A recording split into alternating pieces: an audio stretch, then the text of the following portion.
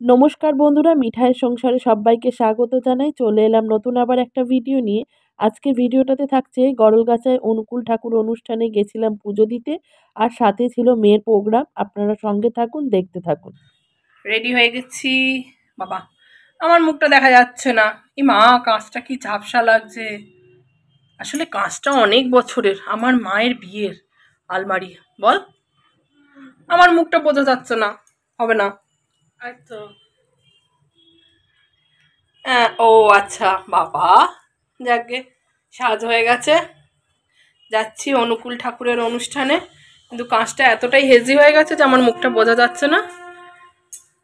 কাঁচটা change করতে হবে। তুই রেডি? দেখি একবার সাজটা। লিপস্টিকটা একটু অন্য কালার দিতে পারতিস তো।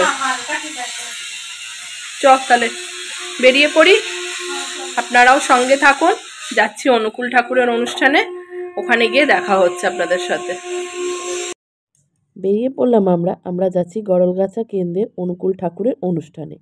এটা হচ্ছে গরলগাছা যে গার্লস স্কুল, ঠিক তার পাশের রাস্তাটা দিয়ে গিয়ে ডাক্তার সিদ্ধেশ্বর মুখার্জি বাড়ির পাশ দিয়ে গিয়ে সেখানে।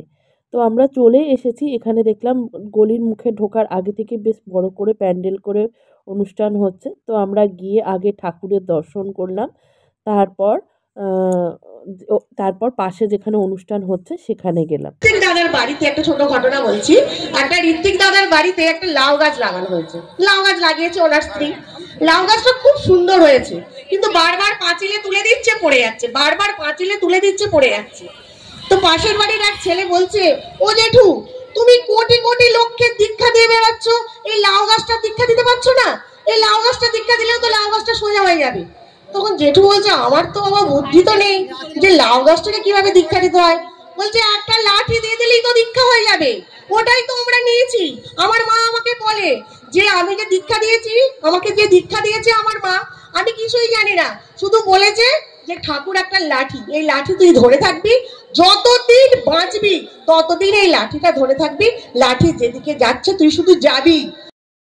এরপর ছিল উত্তরীয় পরিয়ে সম্মান জানানোর। তো একে একে সেইগুলো এক এক করে সব হচ্ছিল। তবে এটুকুন বলতে পারি যে ভগবানের কাছে যদি নিজেকে সমর্পণ করে দেওয়া যায়, ভগবান তোমার মনের ইচ্ছা অবশ্যই পূরণ করবেন। সেটা সে কীভাবে পূরণ করবেন তা তিনিই জানেন। স্মৃতি সেনমা।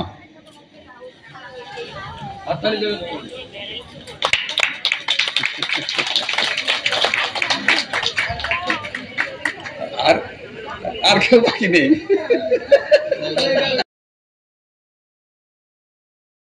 এরপর হয়েছিল আমাদের মেয়েদের নাচ। তার মধ্যেই ওর দিদিমণি একটু ওদেরকে বলে দিচ্ছিল যে কোথায় কীরকম কী হবে।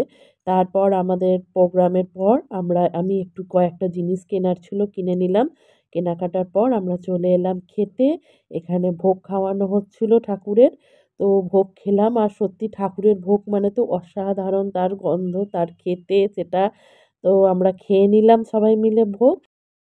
আর ভোগে ছিল খিচুড়ি, আলুর দম, চাটনি, পাঁপড়, বোঁদে। আমি তো এই জিনিসটা খাই না, আমি তো দেখলে বুঝে ফেলবো কি খিচুড়িটা। যেটা চাল নয় মনে হচ্ছে, এটা চালের। এবার আমরা ফিরছি, বাড়ির পথে যাচ্ছি। খুব ভালো লাগলো। আমি এর আগেও অনেকবার এই ঠাকুরের অনুষ্ঠানে এসেছি, আমার খুব ভালো লাগে। তো আজও ভালো লাগলো। ফিরছি। আমার মেয়েদের নাচের প্রোগ্রামের ভিডিও আছে, কিন্তু দিতে তো পারবো না, কপিরাইট পড়ে যাবে।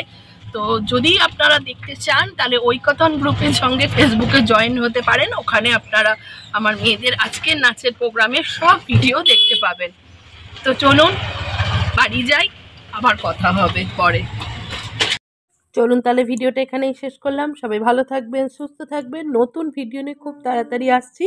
দেখা হচ্ছে পরের ভিডিও খুব তাড়াতাড়ি।